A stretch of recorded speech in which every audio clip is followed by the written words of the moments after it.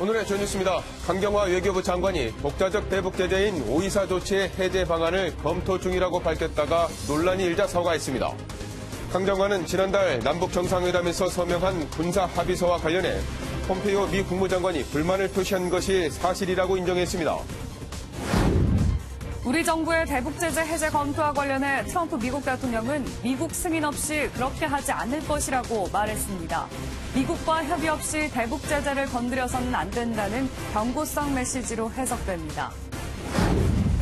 북한과 중국, 러시아 3국은 모스크바에서 회담을 갖고 한반도 비핵화 협상은 단계적이고 동시적으로 이루어져야 한다고 강조했습니다.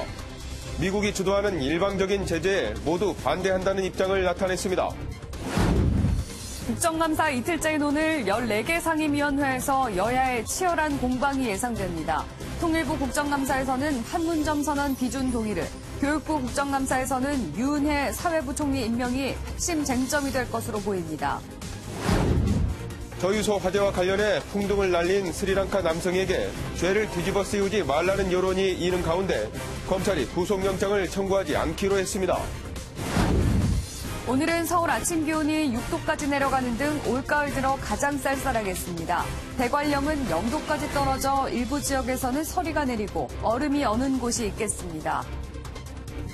안녕하십니까. 굿모닝 MBN입니다. 강경화 외교부 장관이 우리나라의 독자적 대북 제재인 524 조치 해제를 검토하고 있다고 밝혀 논란이 일었습니다. 야당이 강하게 반발하자 범정부적 차원의 검토는 아니라고 한 발 물러났습니다. 오지혜 기자입니다. 524 조치 해제 논란의 발단은 이해찬 더불어민주당 대표의 질문에서 시작됐습니다. 현 정부에서는 524 조치를 해제할 용의를 가지고 있습니까? 관계 부처와 검토 중인 걸로 알고 있습니다.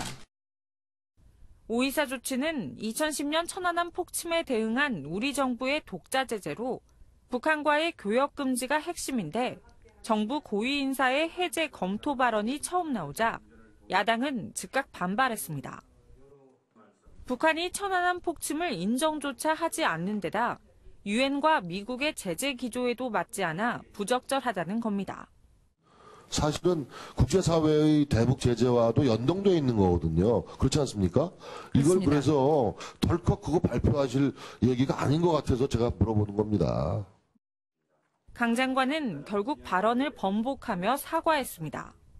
범정부 차원에서 이것이 검토되고 있는 것은 아니라는 것도 분명히 말씀을 드렸습니다. 다시 한번 이런 오해의 소지를 제공해드린 데 대해서 다시 한번 사과드리고. 이와 함께 지난달 남북 정상회담에서 나온 군사 합의서와 관련해 폼페이오 미 국무장관이 우리 정부에 항의한 사실도 확인됐습니다.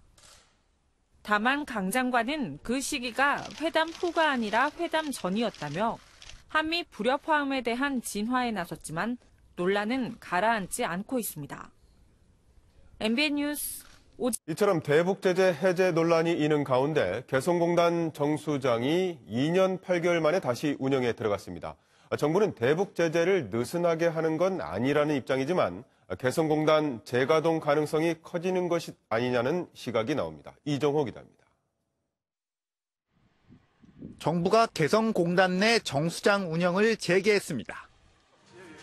통일부는 개성공단에 있는 남북 공동연락사무소가 지난달 14일 문을 열면서 생활용수와 식수 공급을 위해 개성공단 정수장이 가동되고 있다고 밝혔습니다. 정수장 재가동은 개성공단이 폐쇄된 2016년 2월 이후 처음입니다. 하루 1,000톤에서 2,000톤은 연락사무소에 15,000톤가량은 개성시 주민에게 공급됩니다. 남과 북은 공단 개발 시기에 취수원인 월고 저수지에서 물을 끌어와 공장과 주민에게 공급하기로 합의하고 2007년 정수장을 지었습니다. 정수장 가동으로 우리나라나 북한이 서로에게 지불하는 비용은 없는 것으로 전해졌습니다. 대북 제재 위반 소지는 없다는 얘기입니다. 연락사무소의 원활한 운영과 인원들의 편의를 보장하기 위한 것으로서 북한의 경제적 이익을 주는 것이 아닙니다. 그래서 제재의 목적을 훼손하지 않고요. 통일부는 또 이번 정수장 운영이 개성공단 재가동을 위한 사전 작업도 아니라고 밝혔습니다. 하지만 최근 정치권을 중심으로 개성공단 재가동과 금강산 관광 재개에 대한 논의가 본격화하고 있어 이번 정수장 운영에 관심이 더 쏠립니다. MBN 뉴스 이정호. 폼페이오 미 국무장관이 북한을 방문했을 때 종전선언을 놓고 김정은 위원장과 의견이 대립됐었다는 주장이 나왔습니다. 이 때문에 두 번째 정상회담 시기와 장소 등 구체적인 사안을 정하지 못했다는 설명입니다. 최은미 기자입니다. 영변 핵시설 폐기는 무기용 플루토늄 생산시설뿐 아니라 우라늄 농축시설을 포함한 전체 핵시설이 폐기 대상이다. 폼페이오 미 국무장관의 지난 4차 방북 때 김정은 북한 국무위원장이 이같이 말했다고 일본 아사히 신문이 보도했습니다. 풍계리 핵실험장 사찰 허용과 함께 북한이 미국에 잇따라 선제적인 제안을 하면서 사실상 핵리스트 신고 없는 종전선언을 요구한 겁니다. 종전선언을 해도 주한미군 철수나 유엔군 사령부 해체 요구를 하지 않겠다는 약속도 했다고 아사히는 덧붙였습니다. 하지만 김 위원장은 종전선언을 얻어내기 위해 미국이 요구하는 핵리스트를 제공할 순 없다고 못 박은 것으로 전해졌습니다.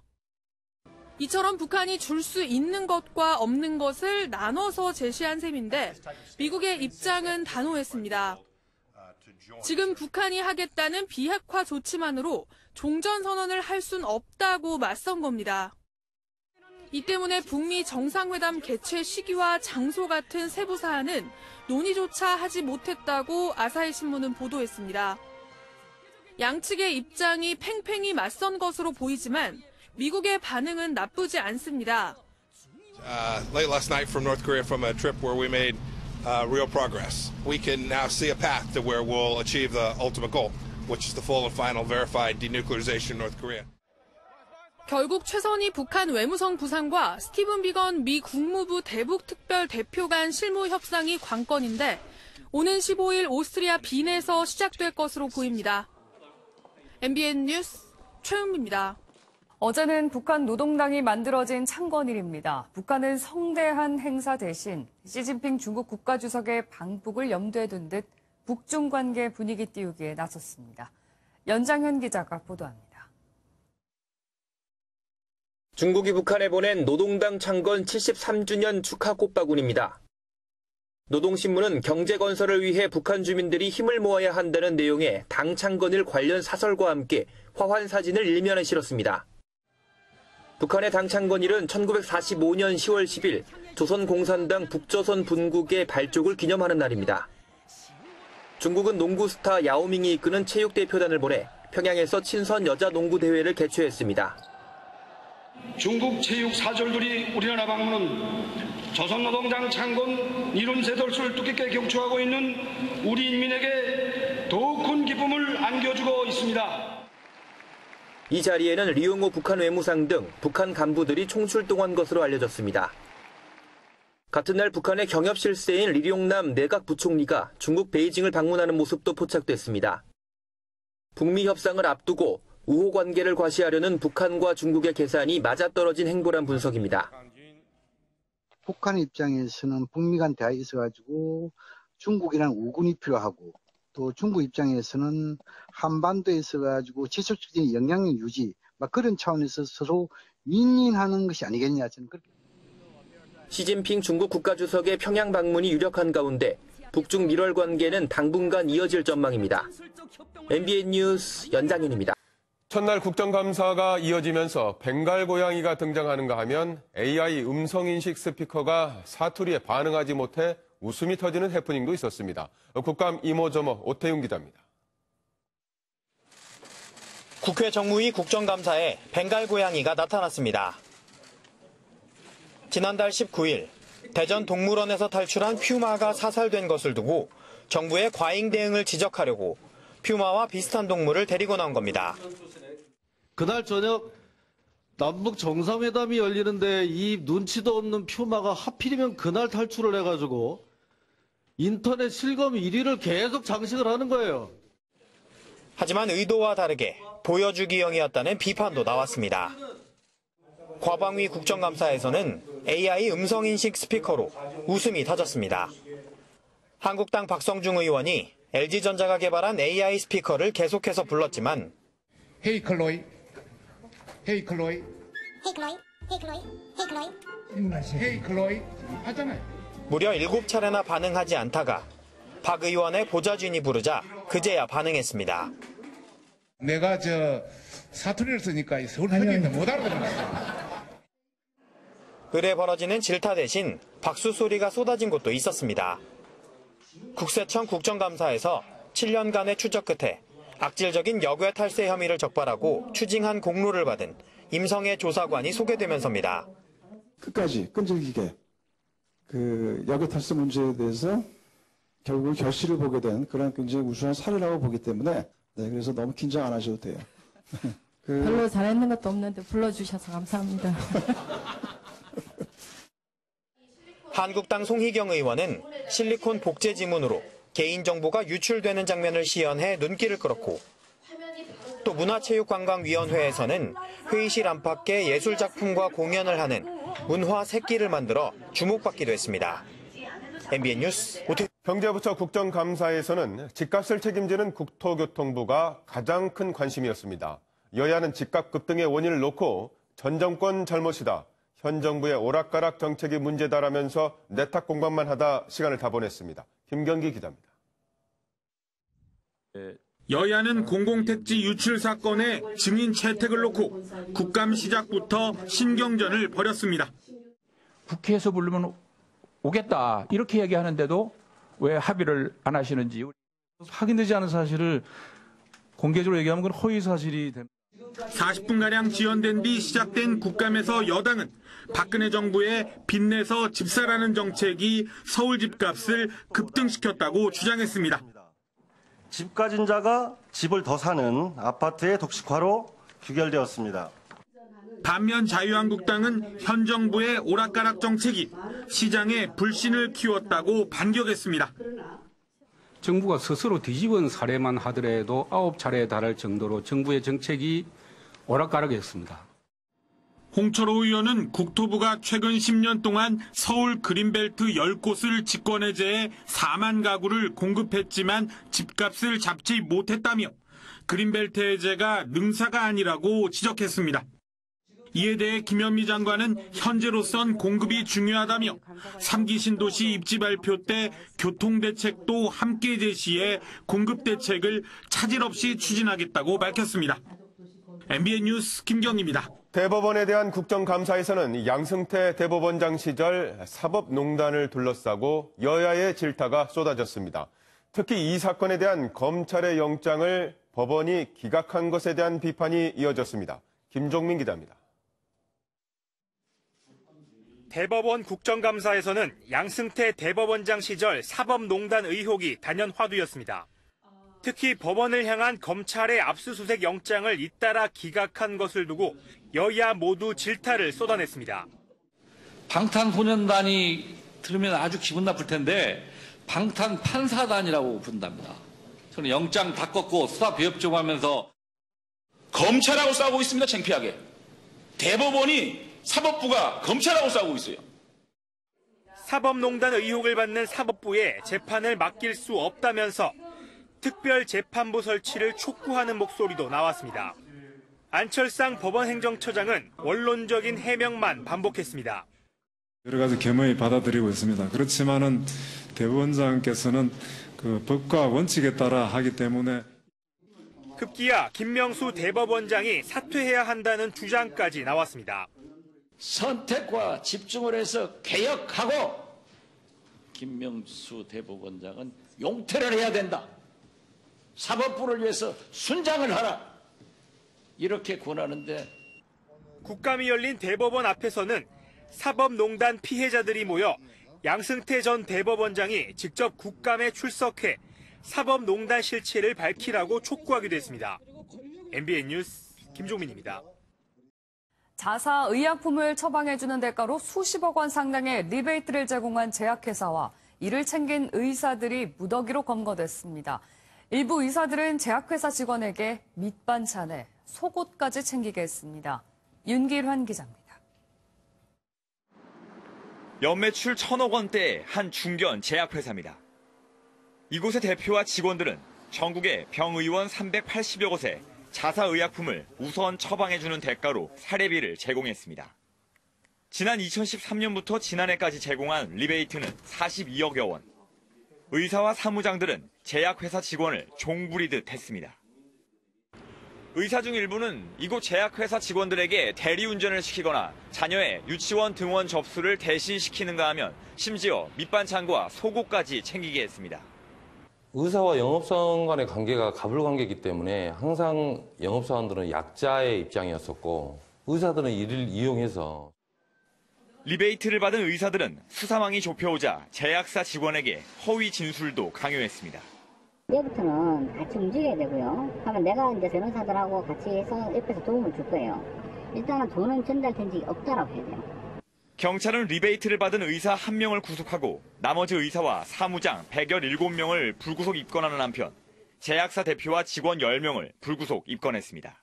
MBN 뉴스 과거 피팅 모델 시절 강제추행을 당했다고 주장하는 유튜버 양혜원 씨가 법정에 증인으로 출석해서 진술했습니다. 양 씨와 같은 성범죄 피해자가 직접 공개 진술을 요청한 건 극히 이례적인 일입니다. 박자은 기자가 보도합니다. 한 달 만에 두 번째 재판에 모습을 드러낸 양 씨는 수척해진 모습이었습니다. 양 씨가 대중 앞에 모습을 드러낸 건 지난 5월 SNS에서 강제추행 등 피해 사실을 폭로한 이후 처음입니다. 재판은 양 씨와 피고 사이에 차폐막이 설치된 채 2시간가량 진행됐습니다. 양 씨는 당시 모델로 참가했던 것에 대해 학비와 생활비가 필요해 아르바이트를 구했다고 설명했습니다. 또 촬영을 중단하면 최 씨 등에게 돈을 물을 것 같아 무서웠다며 유포도 두려워 계속 임했다고 말했습니다. 증언을 모두 마친 양 씨는 배우 지망생이던 평범한 20대 여성으로 살고 싶다며 흐느끼기도 했습니다. 재판이 끝나고 취재진 앞에 선 양 씨는 입을 굳게 다물었습니다.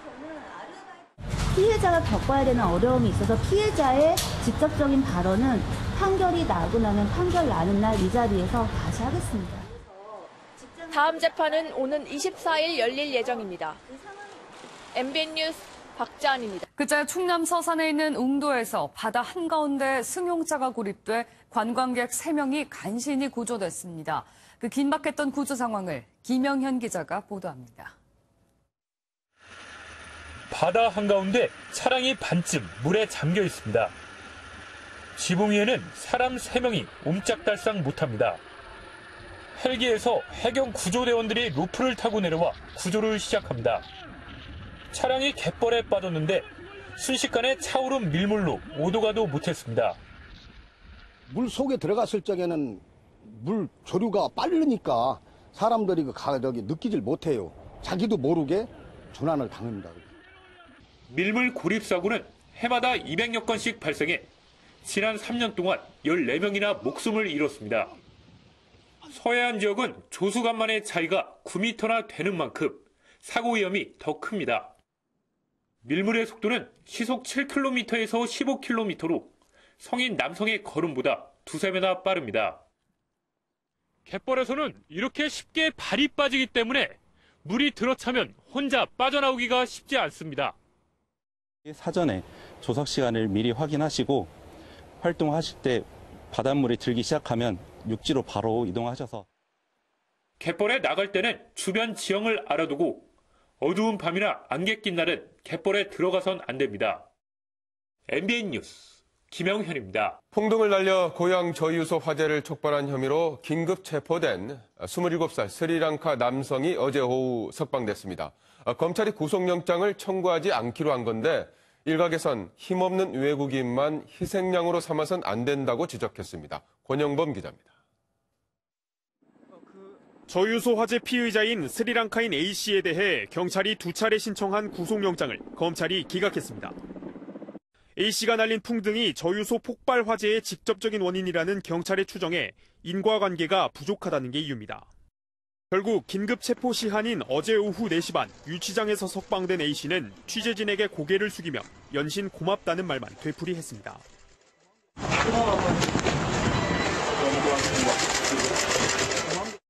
통역을 맡았던 같은 스리랑카인 남성은 MBN 취재진과 만나 A씨가 근처에 기름 탱크가 있는 줄 몰랐다고 진술했다고 전했습니다. 그렇게 알았으면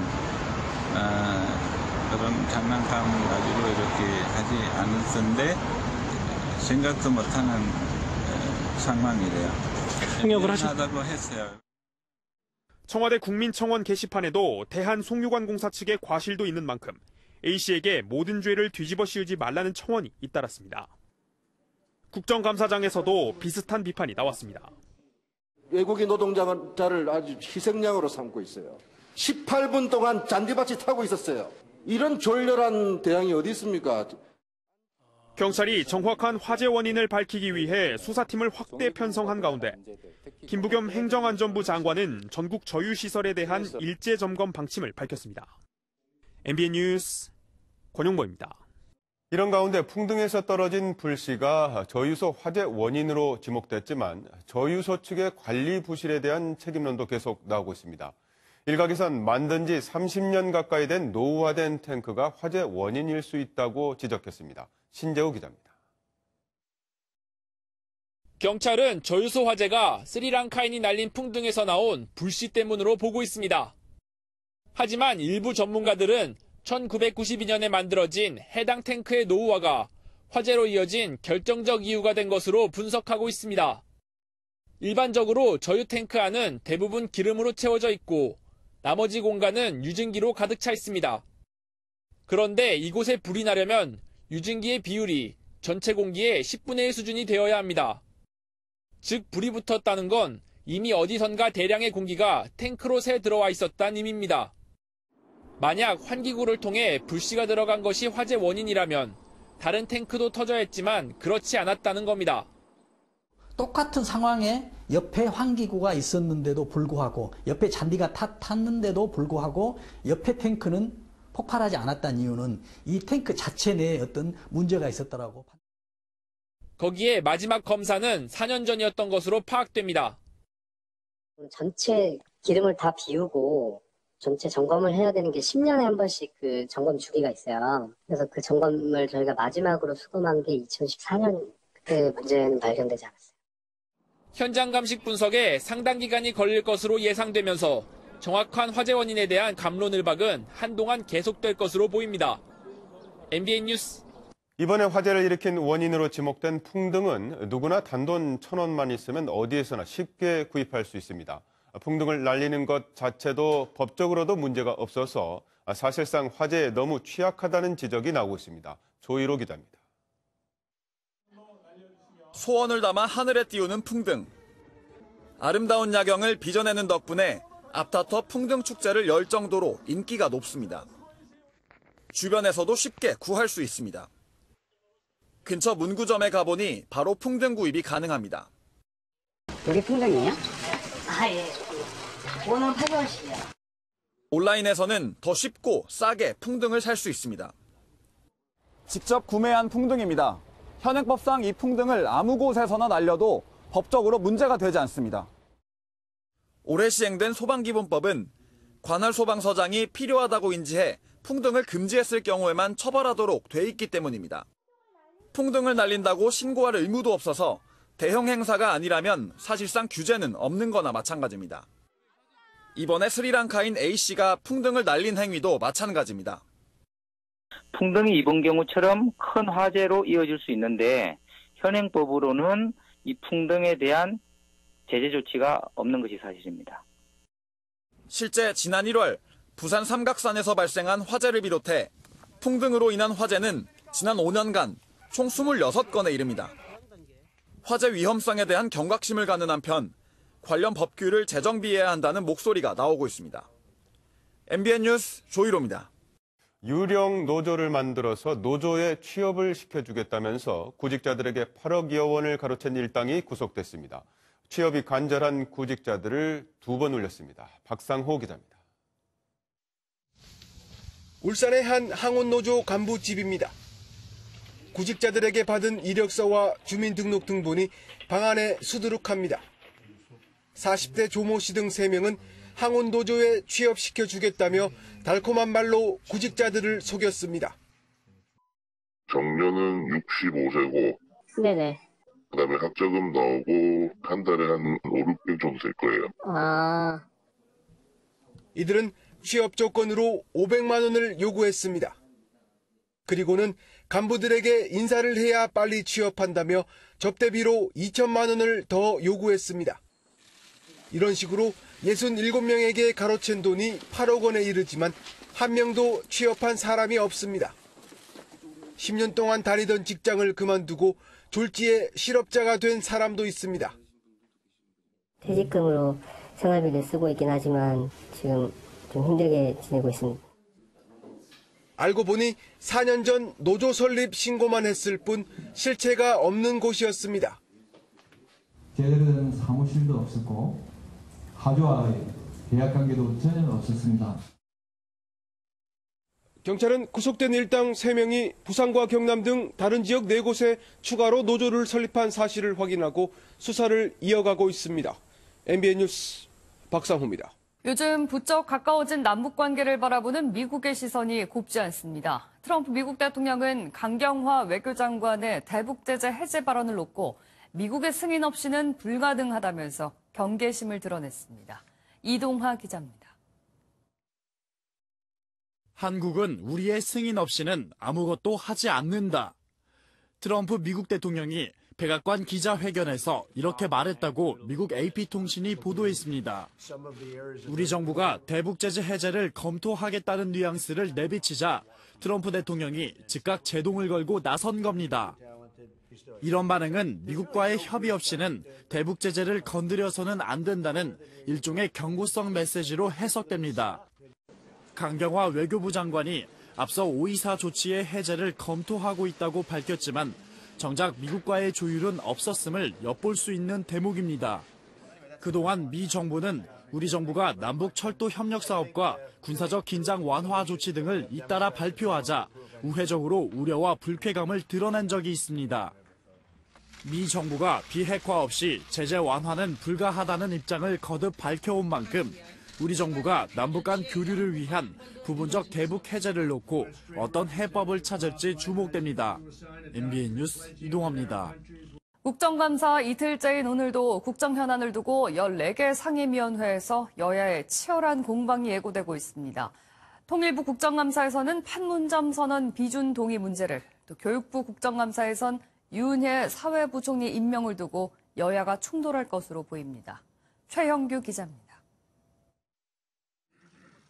국정감사 이틀째인 오늘 통일부를 대상으로 한 외교통일위원회 국정감사에선 판문점 선언 비준 동의가 쟁점입니다.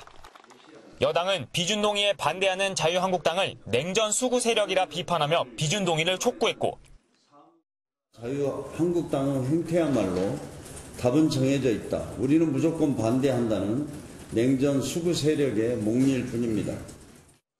자유한국당은 구체적인 비용 추계도 없이 정부와 여당이 압박하고 있다고 반발했습니다. 정부와 여당은 비준 동의안 처리를 압박하기 전에 비용 추계에 대한 세부 근거 자료와 5년 이상 재정 전망을 제출해야 할 것입니다. 교육부 국정감사에서는 유은혜 사회부총리 겸 교육부 장관의 임명을 두고 야당의 공세가 예상됩니다. 야당 의원들은 유 부총리의 위장 전입 의혹 등 도덕성 문제를 다시 언급하고, 여당 의원들은 이를 적극 방어할 것으로 보입니다. 또 헌법재판소 국정감사에서는 사법부 코드 인사와 헌법재판관 후보 3명의 인사청문 보고서 채택 문제가 논란이 될 전망입니다.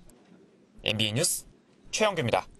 일본 함정의 우길기 논란으로 관심을 모았던 해군 국제 관함식이 어제 시작됐습니다. 관함식의 하이라이트인 해상 사열은 오늘 열리는데 황재현 기자가 현장을 다녀왔습니다. P3 해상 초계기가 해상 사열의 시작을 알리는 섬광탄을 터뜨립니다. 그 뒤로 7,600톤급 율곡 2함을 선두로 한 해군 함정들이 위용을 뽐냅니다. 17척이 한치의 흐트러짐 없이 대열을 이루어 감탄을 자아냅니다. 사열을 할 군 수장이 탄 맞은편 좌승함과 엇갈릴 때는 장병들의 힘찬 경례가 이어집니다.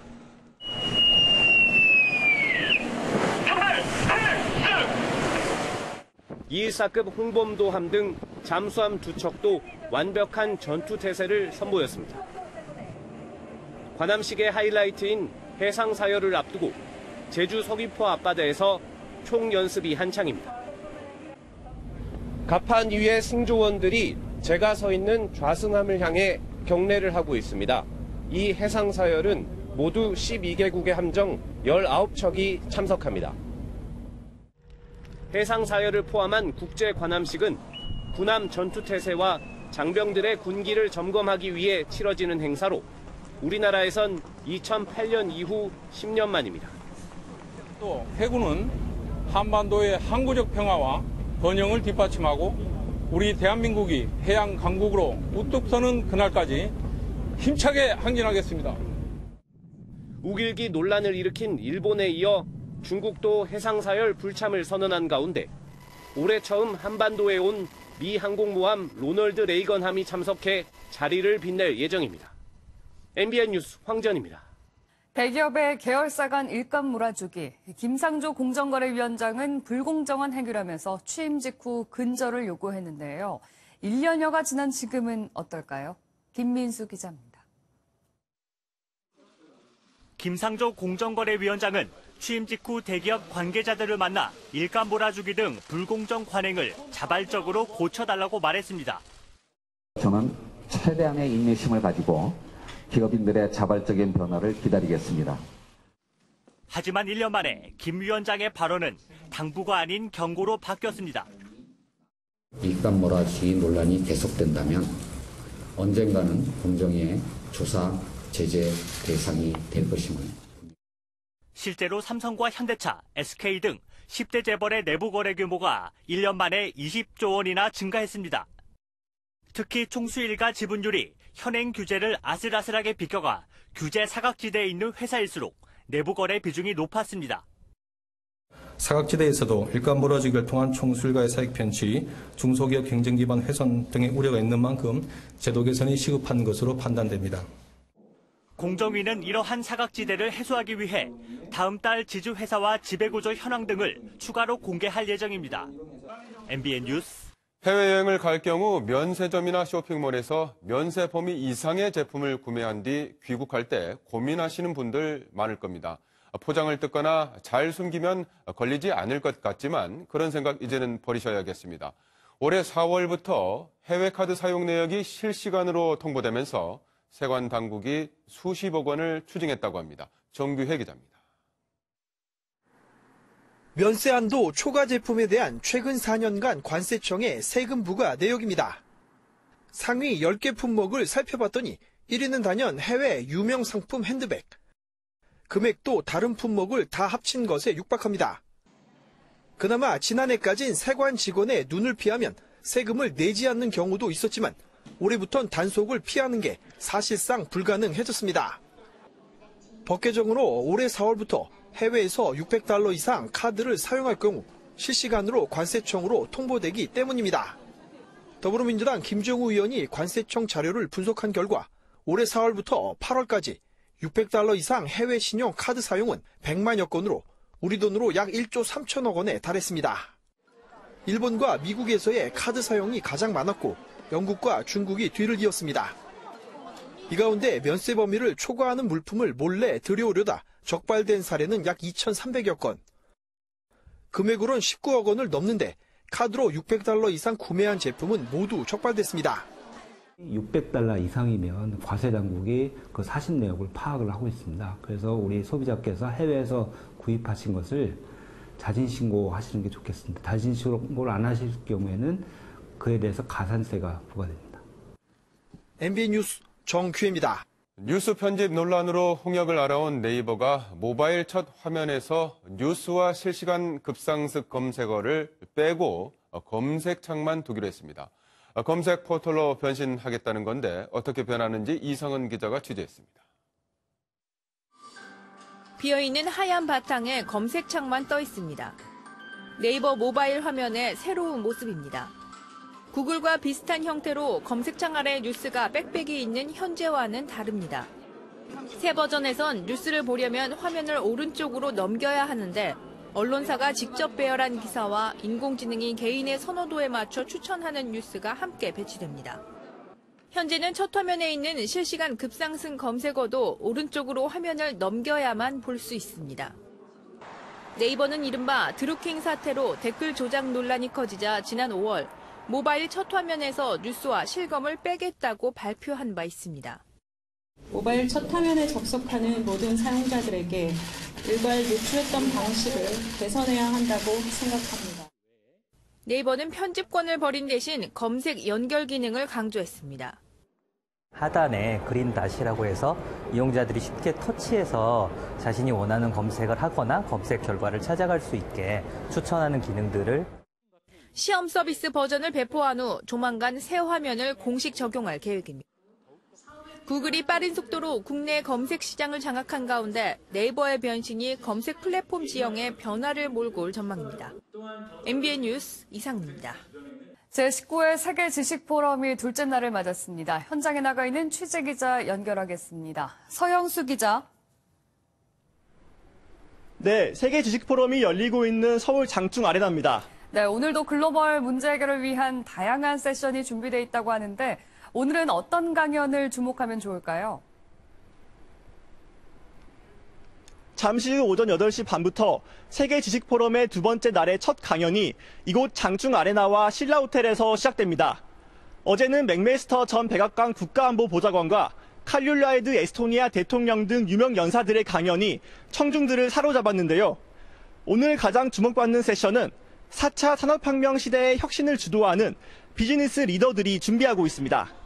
노키아와 구글이 각각 5G와 자율주행차를 주제로 새로운 미래를 제시하고 하이퍼루프와 블록체인 등의 기술로 우리의 삶을 바꿔놓을 기업들도 미래사회의 새로운 방향을 공유합니다.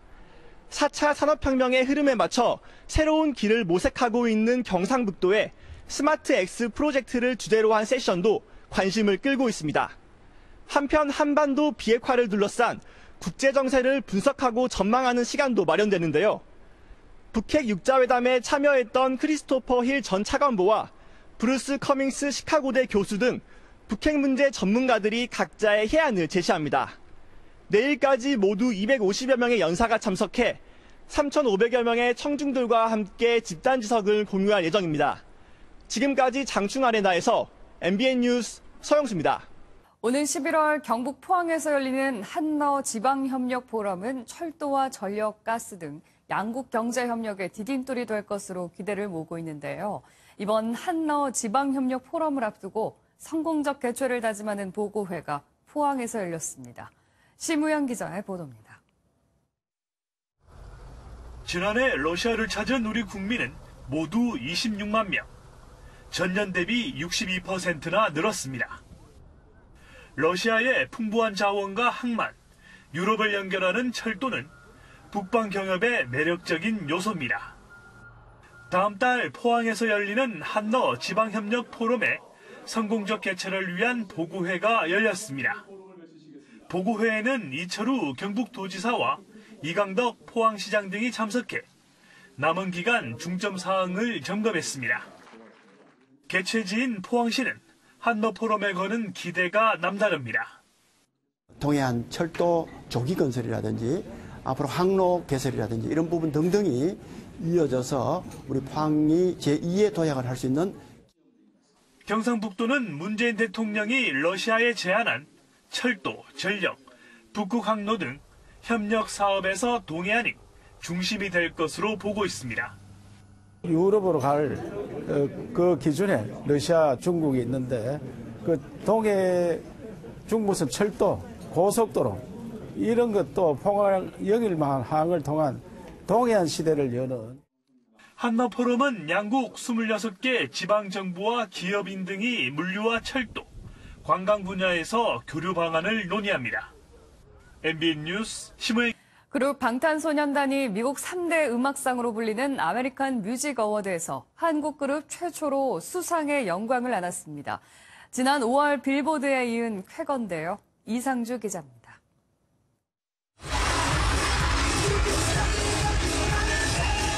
미국의 3대 음악상으로 불리는 아메리칸 뮤직 어워드. 방탄소년단은 페이보릿 소셜 아티스트 후보에 카디비, 아리아나 그란데, 데미 로바트, 션 맨데스 등 세계적인 가수들과 이름을 올렸습니다. And reveal the winner of favorite social artist BTS. 아메리칸 뮤직 어워드는 현재 가장 영향력 있고 상징적인 아티스트를 선정하는 시상식으로 방탄소년단의 이번 수상은 전 세계적인 인기와 영향력을 증명한 결과였습니다. 유럽 투어 중인 방탄소년단은 영상을 통해 수상 소감을 전했습니다. We just finished touring America and there was so much love and support. So thank you, Army, so much for voting us for this very special award. And thank you, AKA! Thank you, Army! Thank you! 빌보드에 이어 아메리칸 뮤직 어워드까지 이제 남은 무대는 그래미 어워드입니다. 그래미는 60년 역사만큼 보수적이지만 최근 방탄소년과의 대화 행사를 진행하는 등 세계적인 스타로 성장한 한국의 소년들을 인정하는 분위기입니다. 방탄소년단의 다음 행보는 K-팝의 또 다른 역사가 됩니다. MBN 뉴스 이상주입니다. 한국 프로야구에서 시즌 끝까지 이어지는 기아와 롯데의 5위 전쟁. 이번에는 기아가 웃었습니다. SK는 한국 시리즈에서 만날 수 있는 1위 두산을 맹폭하면서 2위를 확정지었습니다. 김동한 기자가 보도합니다. 롯데에게 연장 역전패를 당했던 기아의 충격은 오래가지 않았습니다. 한화를 상대로 외야수 최영우가 그림 같은 수비를 보여줬고 유민상과 김주찬이 적시타를 터뜨리며 착실히 점수를 뽑았습니다. 나지와는 승부를 결정짓는 석점 홈런을 때렸습니다. 반면 기아를 잡는 데 온 힘을 다 썼던 롯데는 하루 만에 곤두박질 쳤습니다. 최하위를 다투는 KT와의 더블헤더를 모두 내줘 가을 야구에서 다시 멀어졌습니다. 1차전 10대1, 2차전 7대0의 참패였습니다. 기아와 롯데의 승차는 1.5경기 차. 오늘부터 마지막 3번의 맞대결에서 기아가 한 경기만 이기면 5위로 플레이오프행 막차를 탑니다. SK는 두산과의 미리 보는 한국 시리즈에서 완벽히 기선 제압했습니다. 1회 롬에게 대형 말루 홈런을 시작으로 점수별 홈런을 모두 터뜨리며 두산 마운드를 맹폭했습니다. 특히 9회 김동엽과 롬액이 연거푸 장애 홈런을 폭발해 36년간 한계였던 잠실야구장 장애 홈런의 역사를 새로 썼습니다. 롬액은 홈런 1위 김재환에게 한계차로 접근했고 SK는 2위를 확정하며 두산을 더욱 긴장시켰습니다. MBN 뉴스 김동환입니다. 여기 이분들 어디서 본 건 많은 것 같은데 모든 영화가 해피엔딩은 아니라는 건 모르셨나 봐요. 누군가 황급히 쓰레기통을 옮깁니다. 잠시 후 그 안에서 사람이 나오는데요. 죄수 2명이 교도소를 탈출하는 장면입니다. 미 켄터키의 한 교도소에서 온 이 영상. 이들은 곧 경찰에 붙잡혔고 탈옥을 도운 3명의 재소자도 처벌을 받게 됐다고요. 영화 같긴 했는데 원하는 결말은 아니었겠죠? 지금까지 굿모닝 월드였습니다. 호수에서 악어를 만나는 것, 동네 뒷산에서 호랑이 만나는 것과 비슷하지 않을까 싶네요. 화면 함께 보시죠.